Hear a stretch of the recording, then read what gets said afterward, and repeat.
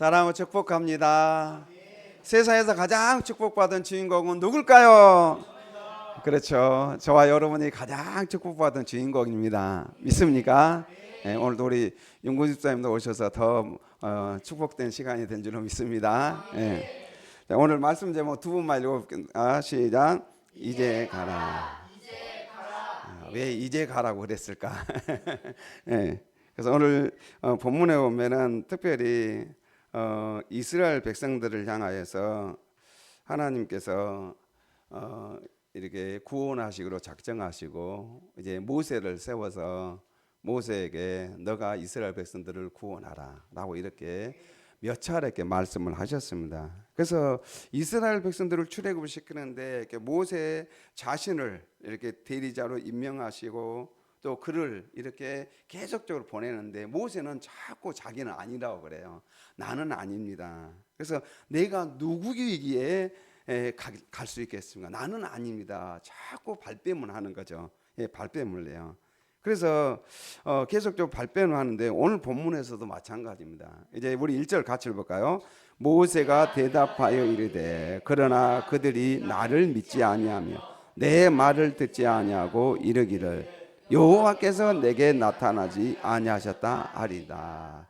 내가 누구에게 이스라엘 백성들 구원할 구원자가 되겠습니까? 나는 자격이 안 됩니다 라고 발뺌을 했어요. 그래서 하나님께서 또 모세를 설득해가지고 네가 가야 된다라고 이렇게 말씀했어요. 그런데 또 4장에 와서도 모세가 여호와께 말씀을 드리면서 그들이 나를 믿지 아니하십니다.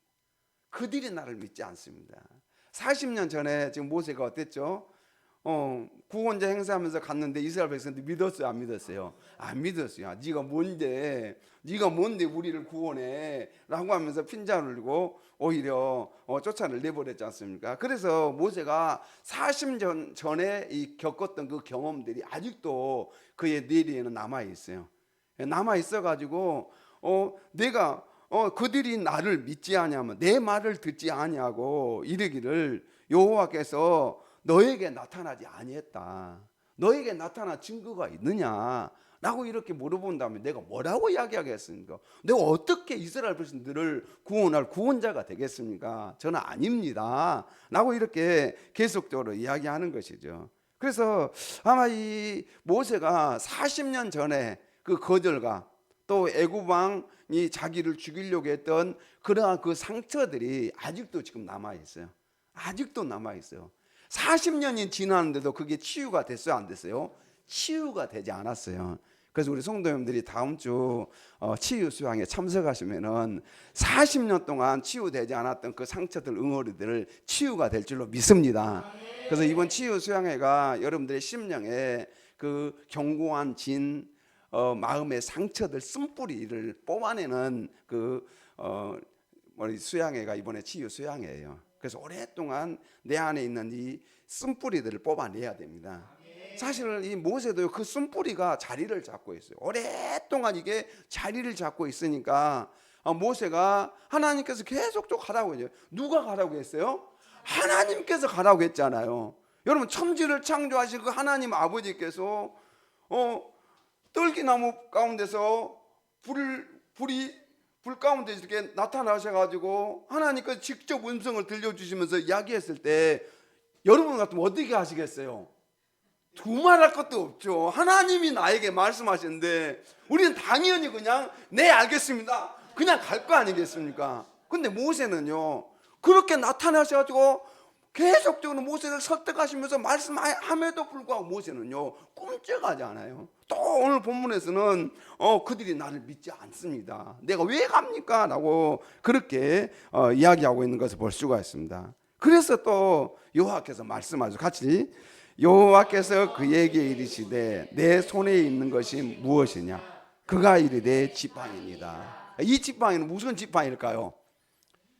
40년 동안 뭐 하는 지팡이요? 양을 치는 지팡이입니다. 양을 치는 지팡이. 그러니까 모세의 손때가 가득 묻어 있는 지팡이예요.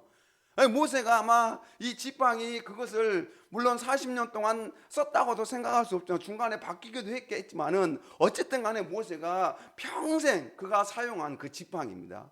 온갖 손때가 묻어 있고 거기에 온갖 뭐야 때들이 묻어 있는 그런 지팡이에요. 그런 지팡이, 그 지팡이를 이렇게 가리키면서 너 손에 있는 것이 뭐냐? 지팡이입니다. 그래서 이제 하나님께서 이렇게 말씀하십니다. 여호와께서 이르시되 그것을 땅에 던지라. 근데 그 지팡이를 땅에 딱 던졌더니 뭐가 됐어요? 뱀이 됐어요. 근데 이 뱀이 어떤 뱀일까요? 이 뱀이 어떤 뱀일까? 우리가 한번 생각해 봐요. 무슨 뱀일 것 같아요? 꽃뱀? 예, 꽃뱀. 예, 저는 이제 어렸을 때 꽃뱀 많이 보고 물뱀 맞아요, 물뱀. 꽃뱀은 독이 없어서 물어도 괜찮은데 물뱀은 독이 있어가지고 물리면은 물범에 물린 경우도 있고 꽃뱀은 많이 가지고 놀았어요. 예, 독이 없으니까 재밌어요, 노는데. 제가 어렸을 때 너무 많이 꽃뱀 가지고 많이 놀았는데, 예, 그래서 이 꽃뱀도 아니고 물뱀도 아니고 이 뱀이 무슨 뱀일까? 모세가 잘 아는 뱀일 거예요. 어디서 봤던 뱀일까요? 바로 애굽에서 봤던 뱀이에요. 애굽에서 봤던 뱀. 그러니까 이 뱀이 딱 자기의 지팡이를 딱 던졌는데 뱀이로 변했는데 그 뱀이 뭐냐면은 자기가 40년 전에 애굽에서 신으로 숭배하고 있는 그 뱀이에요. 애굽의 이 바로 왕이 신으로 숭배하는 그 뱀. 그래서 우리가 어떤 지금도 마찬가지 이집트의 어떤 거기에 저도 이제 한번 그 박물관에 가본 적이 있는데 바로 왕의 형상에 꼭 뭐가 있죠? 예, 뱀이 있어요. 뱀이 이렇게, 예, 뱀이 항상 있어요. 예, 뱀이 있습니다. 그래서요, 이 뱀이 분명히 모세가 40년 전에 봤던 뱀. 그래서요, 바로 왕을 수호해주는 신으로 모시고 있는 것이 바로 이집트 뱀입니다. 그래서 바로 왕을 수호해주는 신으로 이렇게 여기고 있었어요. 신으로. 그래서 뱀을 보는 것은 마치 누구를 대면한 것 같아요? 모세가 바로 왕을 지금 대면한 것 같아요. 40년 전에 그 뱀, 40년 전에 자기를 죽이려고 했던 그 바로 왕을 지금 뭐 하고 있어요? 대면하고 있는 거예요. 그래서 하나님께서 왜 하필이면은 지팡이를 뒀는데 그게 뱀으로 변해? 예, 지팡이를 뒀는데 코끼리로 변하든지 아니면 사자로 변하든지. 그러면 야, 사자같이 야, 이 강력한 힘이 있구나 이런 생각을 하는데 뱀으로 변한 것은 분명히 바로 왕을 상징하고 있는 거죠. 자기를 죽이려고 했던 바로 왕, 자기를 죽이려고 했던 바로 왕. 그러니까 모세가 어떻게 하면 그 앞에서 피하는 것입니다. 예, 그래서 그 뱀 앞에서 피함에 사실은요 40년 전에 뭐 했어요? 그런 뱀 앞에서 피한 거예요. 지금 그러니까 하나님께서 지금 지팡이를 던지라 이렇게 하면서 모세 그 40년 전에 두려워서 지금 도망갔잖아요. 바로를 피해서 도망갔는데 그 쓴뿌리들이 가슴에 남아있는 거죠. 그 뱀 앞에서 피하는 것입니다. 그래서 바로에 대한 이 두려운 그 기억이 무의식 속에서 지금 살아나고 있는 거예요. 바로 왕에 대해서 바로가 나를 죽이려고 했지. 뱀을 보는 그 순간 깜짝 놀라면서 바로가 나를 죽이려고 했지 하는 그 40년 전의 기억들이 지금 되살아나고 있는 것입니다. 되살아나고 있어요. 자, 그런데 그 다음에 보면 우리 4절 볼까 시작. 여호와께서 모세에게 이르시되 내 손을 내밀어 그 꼴을 잡으라. 그가 손을 내밀어 그것을 잡으니 그의 손에서 지팡이가 된지라. 아멘. 그래서 이 바로와 그의 수호신에 대한 이 두려움이 모세를 꽉 잡고 있는 거예요. 그런데 모세가 이것을 극복하지 못하고 있어요. 이것 때문에 사실은 지금 애굽으로 몇 번 하나님께서 가라고 해도 못 가는 거예요. 나는 안 됩니다. 나는 아닙니다. 나는 갈 수가 없습니다. 거기 가면 지금 저 바로가 나를 죽이려고 하는데 내가 왜 갑니까? 나는 못 갑니다. 이 상처가 모세의 마음을 완전히 사로잡고 있는 것이죠. 여러분 40년 동안 모세는 광야 생활을 하지 않았습니까? 이드로가 섬기는 하나님을 섬기면서 그 광야 생활을 하면서 그렇게 살아왔는데 그 쓴뿌리는요 없어지지 않더라는 거예요. 그의 상처들은 없어지지 않습니다.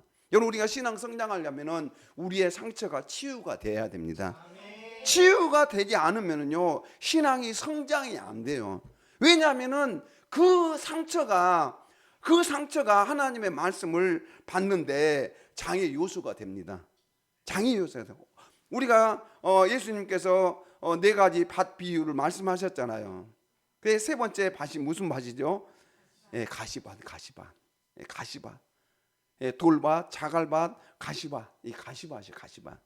자, 그래서요 하나님께서 모세의 손을 내밀어 그 꼬리를 잡으라 했을 때 모세는 이렇게 잡았을 때, 꼬리를 잡았을 때 다시 뭐가 됐어요? 지팡이가 됐어요. 그래서 이것을 통해서요, 바로 왕의 수호신을 하나님 마음대로 컨트롤할 수 있음을 보여주는 거예요.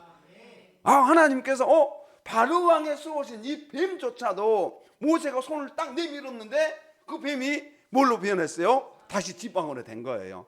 그러면 이 바로 왕조차도 하나님의 주권 안에 있는 것이구나 라는 사실을 모세에게 지금 인지를 시키는 거죠. 모세가 그것을 생각하고 그것에서 넌 두려워하지 말아라. 왜 너가 바로 이 세상 왕을 두려워하느냐? 두려워하지 말아라.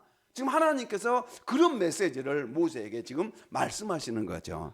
여러분, 우리는 세상에 대해서 두려워하면 안 됩니다. 여러분들 과거에 받았던 그 상처들 있잖아요. 그 상처들을 하나님 안에서 여호와 하나님께서 나는 치료하는 여호와임이니라. 하나님은 우리를 치료하시는 분이세요. 그래서 그 어떤 상처들도요, 우리 하나님께서 다 치료하시고 우리를 괴롭게 했던 그 문제들을 우리 하나님께서 다 해결해 주실 수 있는 능력을 가지신 분이십니다. 우리 그 하나님을 우리는 믿어야 될 줄로 믿습니다. 그래서요, 모세에게 그 지팡이를 이렇게 뱀의 꼬리를 딱 잡는 순간 지팡이로 변했을 때 모세는 그의 마음속에서 이 뱀, 이 바로왕, 이 바로왕도 하나님 앞에서는 아무것도 아니네, 그런 생각들을 이제 조금씩 갖게 된 것이죠. 그 다음에 이제 두 번째 표정이 나옵니다. 그래서 이제 우리 5절 볼까요? 이는 그들에게 그들의 조상의 하나님 곧 아브라함의 하나님, 이삭의 하나님, 야곱의 하나님 여호와가 내게 나타난 줄을 믿게 하려 함이라.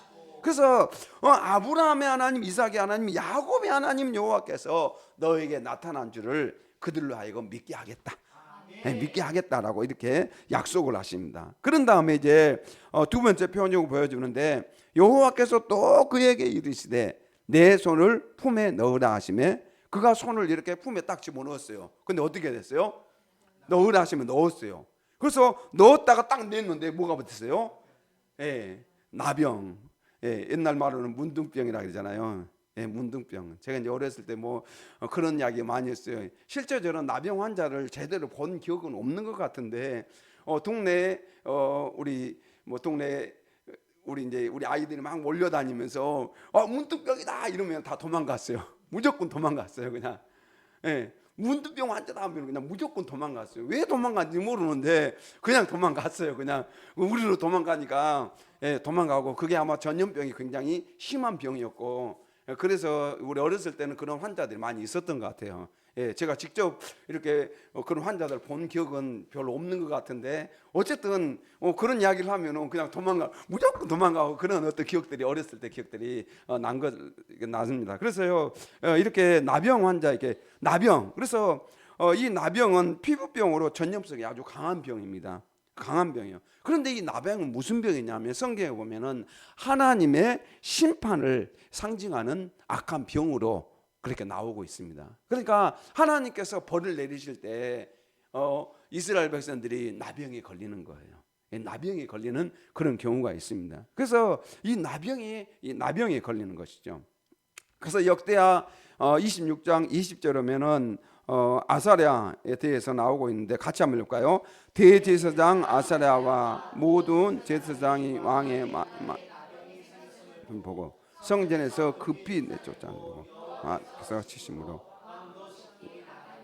아멘. 그래서 여기서 보면은 우시야 왕이도 우시야 왕이 이렇게 성전에서 그가 나병이 생기죠. 나병이 생겨가지고 막 쫓아냈어요. 바로 쫓아냈습니다. 그래서 이 병에 걸리면은 공동체에서 떠나 살아야 하고 치료받을 기회도 없습니다. 그래서 이스라엘에서 가장 꺼려하는 병이 바로 이 나병이에요. 하나님의 저주를 받은 병이라 이렇게 여깁니다. 근데 그 병이 누가 걸렸어요? 지금 모세가 품에다가 넣었다가 딱 뺐는데 자기 손이 나병에 걸린 거죠. 이 나병에 걸린 것입니다. 자, 그래서 우리 7절 시작. 이르시되 내 손을 다시 품에 넣으라 하시매 그가 다시 손을 품에 넣었다가 내어보니 그의 손이 본래의 살로 돌아왔더라. 이 저주받은 병도 하나님께서 주신다는 것을 보여주고 있어요. 이 병조차도 하나님께서 주신다. 그러면서도 또 치료하시는 분도 하나님이시다.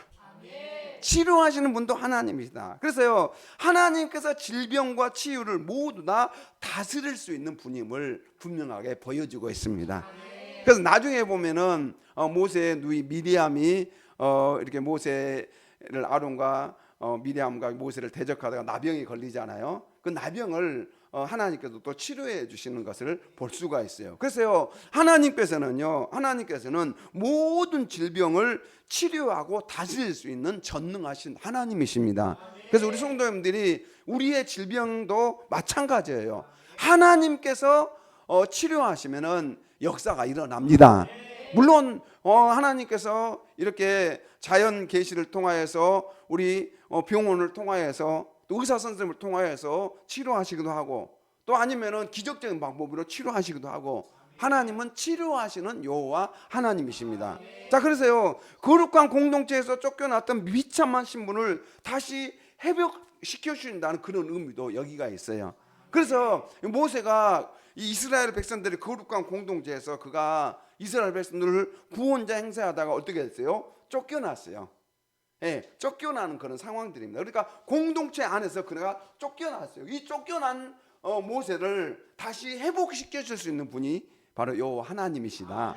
그것을 상징적으로 보여주고 있습니다. 그래서 여러분, 하나님 안에서 우리 인생의 모든 문제가 해결받을 수가 있습니다. 그래서 인생의 답은 예수 그리스도이십니다. 믿습니까? 자, 그래서 이제 여호와께서 같이 읽을까요? 여호와께서 이르시되 만일 그들이 너를 믿지 아니하며 그 처음 표적의 표징을 받지 아니하여도 낮은 표적의 표징은 믿으리라. 그가 이렇게 지팡이 또 나병 이 부분에 대해서 믿지 않더라도 나중 표징은 믿을 것이다. 두 번째 표징은 믿을 것이다 라고 말씀을 하십니다. 그러면서도 또 한 가지 표징에 대해서 말씀을 하시는데 9절 같이 볼까요? 그들이 이 두 이적을 믿지 아니함 내 말을 듣지 아니하거든 너는 나일강 물을 조금 떠다가 땅에 부으라. 내가 또 나일강 물에서 땅에서 피가 되리라. 아멘. 나일강 물을 떠가지고 물을 떠가지고 땅에다 부으라. 그러니까 이 물이 뭘로 변한다고요? 피로 변한다. 근데 왜 나일강 물을 떠나니까? 한강 물을 떠다가 부으면 어떨까요? 나일강 물을 떠다가 이렇게 부으라 이렇게 이야기해요. 근데 나일강이 이 이집트인들, 애굽인들에게서는 나일강을 하피라는 신으로 섬겼습니다. 그러니까 나일강 자체를 신으로 숭배했어요. 신으로 숭배했습니다. 그래서 그 물이 피로 변했다는 걸 뭘 의미합니까? 피로 변했다는 걸 죽었다는 거죠. 피로 변했다는 걸 죽었다는. 그러니까 그 하피라는 그 신이 결국 뭐 했다는 거죠? 죽었다는 의미입니다. 죽었다는 의미예요. 그래서 이것은 하나님께서 애굽의 모든 신들보다 더 크신 분이심을 보여주고 있고, 또 애굽의 모든 신도 지배할 수 있는 능력을 가지신 분이심을 보여주고 있어요. 그래서 하나님은요, 애굽뿐만 아니라 이 세상의 모든 신을 지배하고 그것을 다스리시는 전능하신 하나님이십니다.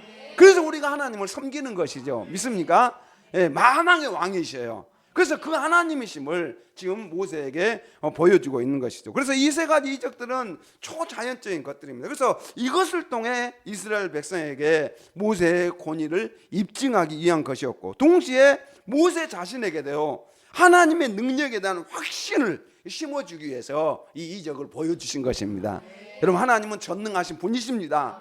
모세에게 이적을 보이셨던 그 이적은 바로 우리에게 동일한 이적으로 나타난 줄로 믿습니다. 자, 그래서요, 그래서 하나님께서는 모세를 이렇게 보내셔서 이제 하나님을 신뢰하도록 이렇게 모세에게 자꾸 이렇게 말씀하시는 거예요. 이쯤 했으면 어떻게 해야 됩니까? 이쯤 했으면 이제는 아멘 하고, 하나님이 전능하신 분이고 이제 바로 왕도 아무것도 아니고 이제 가면 되는 거 아니겠습니까? 자, 가면 되는데, 그래 다시 한번 읽어 10절 시작. 모세가 여호와께 아뢰되 오 주여 나는 본래 말을 잘 하지 못하는 자니이다. 주께서 주의 종에게 명령하신 후에도 역시 그러하니 나는 입이 뻣뻣하고 혀가 둔한 자니이다. 모세가 말 잘 못한 사람일까요? 과연 모세가 말주변이 없는 사람입니까? 사실 제가 말주변이 없는 사람이었습니다.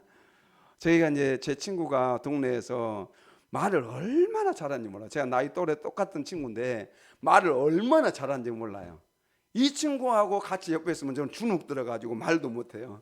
또 제 바로 위에 형님도요, 말을 굉장히 잘합니다. 말 잘하는데 저는 그에 비해 말을 잘 못해요. 그래서 이제 중학교 다닐 때 여학생들 앞에서 아예 말을 못했어요. 중고등학교 때 아예 말을 못했어요. 말을 얼굴 빨개져 가지고 도망갔어요. 예, 그렇게 살았던 사람이에요. 그러니까 제가 목회자 됐다 하니까 나중에 네가 목회자가 됐어? 라고 하면서 하는 그 이유 중에 하나가 너가 어떻게 라고 이런 이야기 할 정도로 제가 그런 사람이었었거든요. 근데 모세가 지금 주여 나는 본래 말을 잘 하지 못하는 자니이다. 근데 말을 정말 못했을까요? 예. 모세가 과연 말을 못하고 입이 뻣뻣하고 둔한 자였을까? 그래서요, 주석을 찾아보니까 어떤 학자들은 모세가 본래 말을 잘 못했던 사람이다 라고 이렇게 이야기를 해요. 그런데 이제 성경에 보면은 그렇지 않아요. 사도행전 7장 22절과 시작. 모세가 애굽 사람의 모든 지혜를 배워 그의 말과 하는 일들이 능하더라. 말을 못했을까요? 아니에요. 성경에 보니까 모세가 애굽 사람의 모든 지혜를 배워. 그러면 40년 전에 지금 40년 동안 애굽에서 모든 지혜를 배우지 않았습니까? 그리고 말과 하는 일들이 뭐였어요? 능하더라. 그러니까 모세가 말 못한다는 이 말은 뭐죠? 핑계예요. 핑계. 예, 핑계에 불과합니다. 그러니까 모세가 말 못한다는 이 말은 지금 입이 뻣뻣해 가지고 내가 입이 둔해 가지고 말 못합니다 라고 이렇게 이야기한 것은 하나님 앞에 핑계일 뿐이라는 것이죠. 그래서 이렇게 많은 이적을 체험하고도 모세는 자신을 불러주신 이 소명을 받아들이지 못하고 있어요. 그래서 이제 자신은 어떠한 사람이고 하나님께서 어떠한 분인지 이해하겠는데 하나님께서 주신 이적도 인정할 수 있지만 이 자신에게 그에 합당한 능력, 즉 말을 잘하는 능력을 갖지 못한다는 점을 자꾸 부각을 시켜요. 예, 자꾸 지금 자신의 약함을 막 여기저기서 꺼내가지고 나 이것 때문에 못합니다. 나 이것 때문에 주님을 위해서 살 수가 없습니다. 이것 때문에 나는 이 일을 내가 헌신할 수 없습니다. 이렇게 하면서 자꾸 이 핑계 저 핑계를 하는 그런 모세의 모습이 마치 우리의 모습 같지 않습니까? 예, 자꾸 그냥 하나님께서 가라하면 가야 되는데 이제 가라하면 가야 되는데 안 가요. 안 가. 하나님께서 말씀에 순종하면 되는데 순종하지 않아요. 그럼 우리의 모습을 보는 것 같아요. 자, 그래서 내이기 예레미야 1장 6절 9절에 보면 예레미야 선지자도 마찬가지였어요. 예레미야 선지자를 불러가지고 너 이스라엘 백성들에게 너를 선지자로 세웠다. 너가 가서 말씀을 전해라. 이렇게 하는데 우리 6절 읽을까요? 내가 이르되 슬프도소이다. 주 여호와여 보소서 나는 아이라 말할 줄을 알지 못하나이다 하니. 그러니까 예레미야 선지자도 똑같이 그렇게 이야기해요. 나는 아이다. 말할 줄을 알지 못합니다. 그러니까 이제 9절에 시작. 여호와께서 그의 손을 내밀어 내 입에 대시며 여호와께서 내게 이르시되 보라 내가 내 말을 내 입에 두었노라. 그래서 여호와 하나님께서 내 말을 너 입에다가 두었다. 내 말을 너 입에다 두었다라고 이렇게 말씀하십니다. 그래서요. 그래서 이제 모세가 이렇게 나 입이 둔해서 못 가겠습니다. 이렇게 이야기하니까 이제 하나님의 말씀 우리 함께 하나님의 심정을 가지고 이걸 읽겠습니다. 시작. 여호와께서 그에게 이르시되 누가 사람의 입을 지었느냐? 누가 말 못하는 자나 못 듣는 자나 눈 밝은 자나 맹인이 되게 하였느냐? 나 여호와가 아니냐? 아멘. 누가 사람의 입을 지었느냐? 그렇죠? 결국은 여기서도 계속 강조하는 너가가 아니라 나다. 믿습니까? 누가 사람이 입을 지었느냐? 우리는 여러 가지 이유를 대가지고 하나님 이것 때문에 안 되고 저것 때문에 안 되고 이러잖아요. 그런데 하나님께서는 누가 너를 만들었느냐? 누가 너를 지었느냐? 너의 약함, 누가 그 약함에 대해서 그 모습을 너를 이렇게 만들었느냐? 그렇다고 한다면은 내가 그것을 바꿀 수도 있다. 반대로 이야기하면 내가 그것을 능력 있는 사람으로 바꿀 수도 있다. 라는 이런 의미로 우리가 생각해 볼 수가 있습니다. 여러분 그래서요. 그래서 나 여호와가 아니냐. 그래서 이 말씀은 하나님께서 모세에게 얼마든지 말을 잘할 수 있는 입을 주실 수 있음을 이렇게 말씀하고 계셔요. 얼마든지 너에게 내가 말 잘할 수 있는 능력을 줄 수 있는 그런 하나님이 아니냐. 왜 나를 믿지 않느냐. 하나님께 이렇게 책망하고 계시는 거죠. 여러분, 하나님께서는 원하시는 대로 됩니다. 하나님께서 원하시면 그대로 된다는 거예요. 그래서요, 하나님께서 오늘도 이 본문에서 이야기하는 것은 너가가 아니라 하나님이 누구신가다는 거예요. 하나님이 누구신가. 여러분, 우리의 삶 속에서 하나님이 어떤 분이신가, 우리는 그 하나님을 날마다 생각하며 살아야 될 줄로 믿습니다. 내가가 아니라 나의 능력의 어떤 한계에 부딪혔을 때 내가가 아니라 나를 지으신 하나님이 어떤 분이신가. 그 하나님이 내 인생에 개입하시면은, 우리 가정에 개입하시고 우리 자녀 가운데 개입하시면은 어떻게 되겠습니까? 그래서요, 하나님이 어떤 분이신가, 거기에 초점을 맞춰야 된다는 것이죠. 여러분, 우리는 우리 자신에게, 모세도 그냥 자꾸 자신의 약한 점만 막 생각해요. 사실은 어떻게 보면 모세에게 주신 엄청난 은혜와 능력들을 생각하지 않고 나의 그 약점만 그냥 자꾸 생각해요. 하나님, 나 이것 때문에 못하겠습니다. 우리도 얼마나 많이 그래요. 나 이것 때문에 못하겠습니다. 근데 그거 외에도 하나님께서 주신 것이 얼마나 많습니까?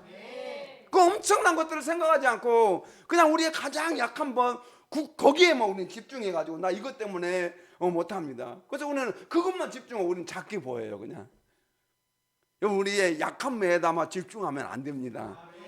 나에게 주신 그 축복과 은혜들을 생각하면요, 얼마나 풍성한지 몰라요. 그래서 하나님께서 모세와 함께 하시는가 하는 것이 가장 중요하지, 모세가 어떤 사람인가 하는 것이 중요하지 않다는 것입니다. 여러분, 하나님께서 저와 여러분들과 함께 하시는 것, 그것이 가장 인생의 큰 복인 줄로 믿습니다. 예수님께서 세상 끝날까지 내가 너희와 함께 항상 있으리라 약속하셨어요. 믿습니까? 하나님께서 함께 하시는가. 그래서 이제 모세에게 이런 말씀을 같이 읽을까요? 이제 가라, 내 입과 할 말을 가르치라. 예레미야 선지자에게 동일한 말씀이잖아. 이제 가라. 저도 이제 설교 때문에 많이 두려웠습니다. 두려워가지고 어느 날 설교에 대해서, 하나님, 정말 저는 입이 둔한 자입니다. 모세처럼 둔한 자입니다. 어떻게 말씀을 이렇게 전할 수 있겠어요? 담임 목사가 되면 어떻게 부교육자 생활은 참 힘들지 않아요. 왜냐하면 담임 목사님이 계시기 때문에 뭐 설교 잘하든 못하든 별 문제 없네. 담임 목사가 되면은 이제 전체 성도들을 하나님의 말씀을 이렇게 먹여야 되는데, 그럼 내가 어떻게 해야 되니까 고민하며 기도했는데 이 말씀을 주셨어요. 이제 가라. 내가 내 입과 함께 있어서 할 말을 가르치리라. 근데 신기하게요, 이 말씀이요, 기도하면은 이렇게 하나님 이번에는 무슨 말씀을 전해야 되겠습니까? 기도하다 보면은 하나님께서 말씀을 쫙 정리해가지고 주셔요. 설교 준비하다 보면은 쫙 정리해가지고 굉장히 막 고민하고 안 될 때 너무 힘들어가지고 밤잠도 새고 무슨 메시지를 전할 수 있게 핵심이 안 잡히는데, 이 말씀을 생각하면 또 기도해. 하나님, 또 핵심이 안 잡히는데 어떻게 해야 되겠습니까? 그러면 또 하나님께서 정리를 쫙 해주셔요. 그래서 얼마나 감사한지 몰라요. 모세에게 이 말씀을 했을 때 모세가 얼마나 이렇게 마음에 와닿지 않았겠습니까? 이제 가라, 할 말을 가르치라. 너 입에다가 내가 너와 함께 있어가지고 너 입에다가 할 말을 넣어주겠다. 할 말을 가르치리라. 이렇게 했을 때 모세는 이제 이쯤이면 어떻게 해야 됩니까? 아멘 하고 가야죠. 그렇죠? 여러분, 안 그러겠습니까? 하나님께서 함께 하시고 이제 말씀도 네 입에다가, 너 입이 둔한 자라고 그랬는데 내가 너 입에다가 내가 한 말을 가르쳤겠다. 너 입에다 너 내 말을 넣어줄게. 그래, 그 말만 전하면 돼. 이렇게 했으면 어떻게 하는 거예요? 이제는 아멘 하고 하나님의 뜻에 순종해야 되는 거 아니겠습니까? 여러분, 우리가 하나님의 뜻에 순종하는 게 복입니다. 이제 가라 하면 가는 거죠. 가서 그냥 하나님의 뜻대로 순종하면 되는 거 아닙니까? 자, 그런데 모세가 또 이런 이야기, 시작. 모세가 이르되 오 주여 보낼 만한 자를 보내소서. 모세의 모습이요, 계속적으로 지금 뭐 하고 있어요? 너 가라 했으면 가야만 돼요. 3장부터 계속적으로 하나님께서 나타나셔가지고 나는 스스로 있는 자다, 이렇게 하시면서 하나님께서 자신에 대해서 계시하시고 계속적으로 모세를 설득하는데 이제 모세가 또 뭐라 그래요? 오 주여 보낼 만한 자를 보내소서 이렇게 이야기했어요. 그래서 모세는요 내가 중요한 것이 아니라 하나님이 중요한 것이라면은 내가 말 잘 못하고 또 못하는 것마저도 문제가 될 것이 없다면 왜 굳이 저여야만 합니까? 지금 이 이야기예요. 왜 굳이 제가 가야 됩니까? 아니 다른 사람도 많이 있는데 왜 굳이 제가 가야 됩니까? 왜 이럴까요? 여러분 왜 모세가 계속적으로 발뺌하는 걸까요? 그 이유가 뭘까요? 왜 모세가 이 정도면 우리는 아멘 하고 감사합니다 할렐루야 하고 인사하고 갈 건 아닙니까? 그럼 당연히 가야 되는 거 아니겠습니까? 왜 그러면 모세가 지금 계속적으로 이렇게 하나님과 신랑이 하면서 나 못 가겠습니다. 안 됩니다.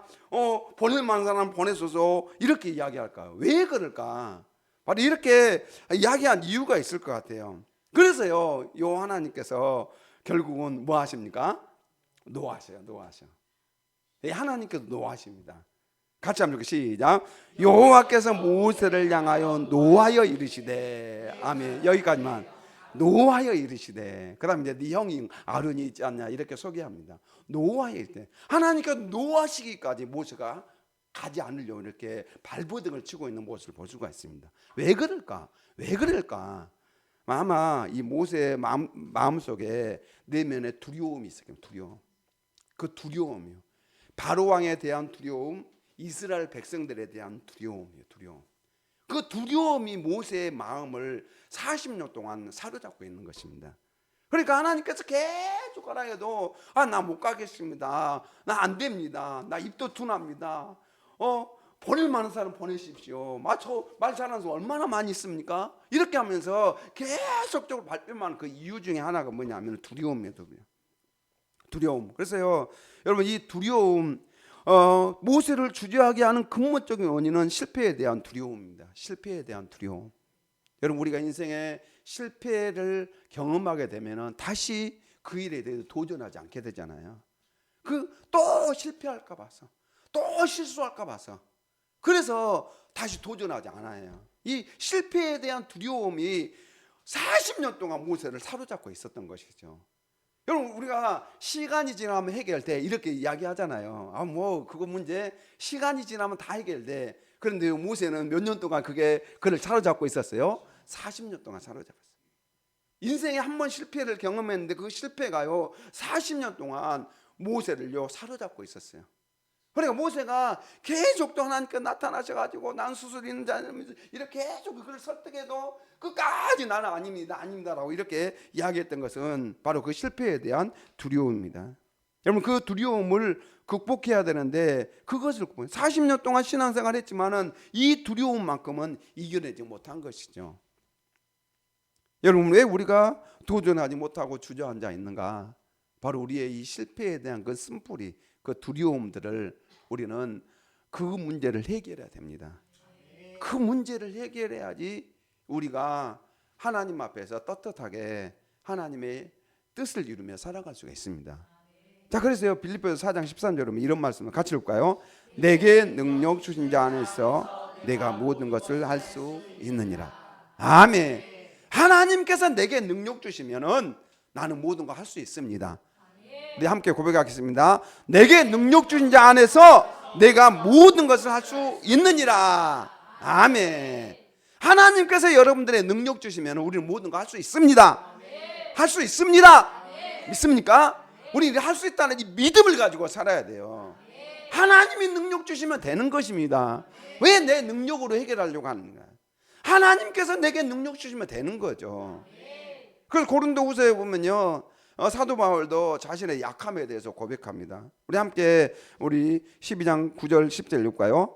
나에게 이르시기를 내 은혜가 내게 족하도다. 이는 내 능력이 약한 데서 온전하여 짐이라 하신지라. 그러므로 도리어 크게 기뻐함으로 나의 여러 약한 것들에 대하여 자랑하리니 이는 그리스도의 능력이 내게 머물게 하려 함이라. 그러므로 내가 그리스도를 위하여 약한 것들과 능력과 궁핍과 박해와 공고를 기뻐하노니 이는 내가 약한 그때에 강함이라. 사도 바울은 몸에 아마 안질이든지 어쨌든 몸에 큰 질병을 가지고 있었어요.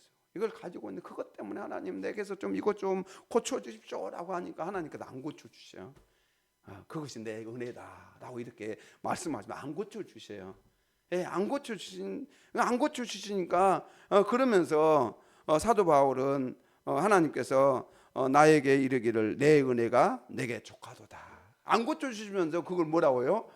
하나님께서 내 은혜가 너에게 있는 것이 그것이 딱 맞는 거다. 여러분, 내가 질병 걸려가지고 이렇게 고통스러워 안지는 막 간질이라고 한다면 사도 바울이 설교하다가 갑자기 막 넘어져가지고 입에 거품을 뿜으면서 막 벌벌 떠는 그런 모습 성도들한테 보이고 싶겠습니까? 안 하고 싶잖아요. 그렇죠? 만약에 그 간질병이라고 한다면은 그런 어떤 모습, 추한 모습을 보이고 싶지 않잖아요. 그런데 이 사도 바울은 그래서 좀 고쳐달라고 하는데 하나님께서 안 고쳐요. 내 은혜다 이렇게 말씀하셔요. 내 은혜다.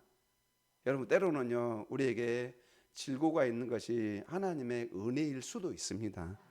그것을 통해서 우리가 하나님을 더 가까이 할 수 있다고 한다면은 그것이 오히려 하나님의 은혜예요. 우리 하나님을 만날 수 있다고 한다면 그것이 하나님의 은혜입니다. 우리의 연약함이 있어서 그 연약함 때문에 하나님을 붙들게 또 하나님 앞에 기도할 수 있다고 한다면 그것이 우리에게 주신 은혜예요. 그래서 사도 바울은 그 문제 때문에 기도했고, 그래서 사도 바울은 자신의 연약함에 대해서 내가 약할 때가 강합니다. 내게 이 연약함이 나의 능력이다. 믿습니까? 그래서 모세에게 이렇게 하나님께서 계속적으로 말씀하신 것은 너 약한 거 난 나 다 알아. 이제 내가 너의 능력이 되어줄게. 지금 이 말씀이잖아요. 자, 그래서요 우리는 하나님의 능력을 믿어야 될 줄로 믿습니다. 내 능력이 아니라 하나님의 능력입니다. 내가 아니라 하나님입니다. 우리의 초점을 하나님께 향해야 됩니다. 믿습니까? 그래서 우리에게 맡겨주신 사명, 우리를 부르신 부름의 목적대로 살 수 있는 능력은 하나님 거로부터 나옵니다. 믿습니까? 그래서 우리는 하나님 거로부터 나온 것을 믿고 우리 하나님의 능력으로 우리가 살아야 될 줄로 믿습니다. 그래서요 잠언 3장 5절 6절 같이 시작. 너는 마음을 다하여 여호와를 신뢰하고 내 명철을 의지하지 말라. 너는 범사의 그를 인정하라. 그리하면 내 길을 지도하시리라. 아멘. 그러니까 자신의 지식을 의지하는 것이 아니라 하나님을 신뢰할 때 실패의 두려움을 극복할 수 있음을 말씀합니다. 여러분 우리가 어떤 인생의 실패를 하고 인생의 약함 때문에 좌절을 할 때 여러분 우리는 하나님만 바라봐야 됩니다. 하나님 안에 인생의 답이 다 있습니다. 우리 여호수아 1장 9절 시작. 내가 내게 명한 것이 아니냐. 마음을 강하게 하고 담대히 하라. 두려워하지 말라. 놀라지 말라. 내가 어디로 가든지 내 하나님 여호와가 너와 함께 하신다. 아멘. 어디로 가든지 여호와 하나님께서 저와 여러분들과 함께 하신답니다. 믿습니까? 하나님께서는 세상 끝날까지 우리 함께 계십니다. 예수님의 제자들의 모습을 보면은 바다에 큰 우리를 그러니까 배가 물결에 막 덮이게 되니까 예수님께서는 배 밑창에서 주무시고 계시요. 그러니까 제자들이 나와서 깨우면서 주여 우리를 막 구원하소 우리가 죽겠나이다 막 난리를 쳤죠. 자 우리 26절 시작. 예수께서 이르시되 어찌하여 무서워하느냐 믿음이 작은 자들아 곧 일어나사 바람과 바다를 꾸짖으니 아주 잔잔하게 되거늘. 아멘. 인생의 온갖 풍랑과 바다도 예수님께서는 말씀 한 말씀에 잔잔하게 만드시는 분이십니다. 그래서 오늘도 우리가 그 하나님을 바라보고 예수님을 의지하면서 인생의 문제 앞에 오직 두려움을 잘 극복하고 믿음으로 살아가는 저와 여러분 되실 주님의 이름으로 축복합니다. 이 말씀을 생각해서 기도하겠습니다. 주여 주님 감사드립니다. 우리 하나님 오늘도 이렇게 하나님께서 우리를 향하여 너는 가라 라고 이제 가라 말씀하셨습니다. 두려움을 극복하지 못하는 가운데 또 마음